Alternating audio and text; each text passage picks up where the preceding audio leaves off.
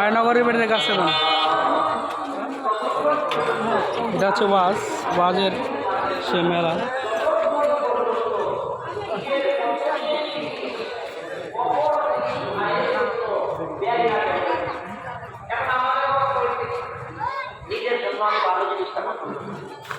নিজের জন্য কল্যাণকর জিনিসটা আমি পছন্দ করি, কিন্তু আমার ভাই আমার প্রতিবেশী তার জন্য আমার যেটা পছন্দ এটা আমি পছন্দ করি না। আপনারা ভাই বলেন, আল্লাহ তাআলা কোরআনে কারীমে ডাক দিয়ে বলছেন, লা তানালুল বিররা হাত্তা তুনফিকু মিম্মা তুহিব্বুন ওয়া মা তুনফিকু মিন শাইইন ফাইন্নাল্লাহা বিহি আলিম।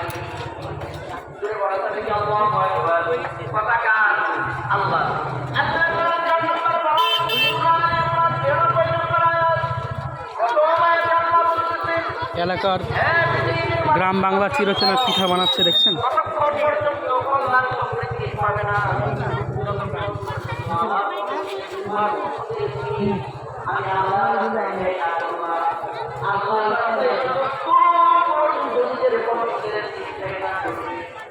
আল্লাহ তাআলা বলতেছে ততক্ষণ পর্যন্ত কল্যাণ সমৃদ্ধি অর্জন করা যাবে না।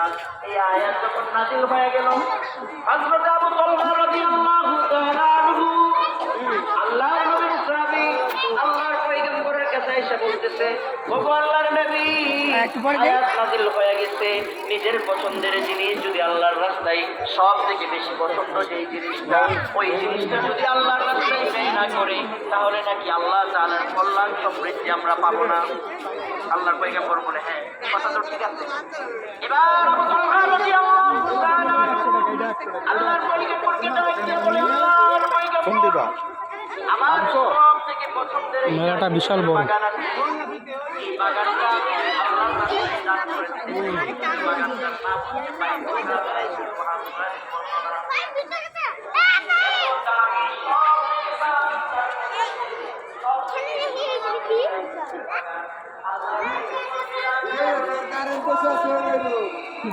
কারেন্ট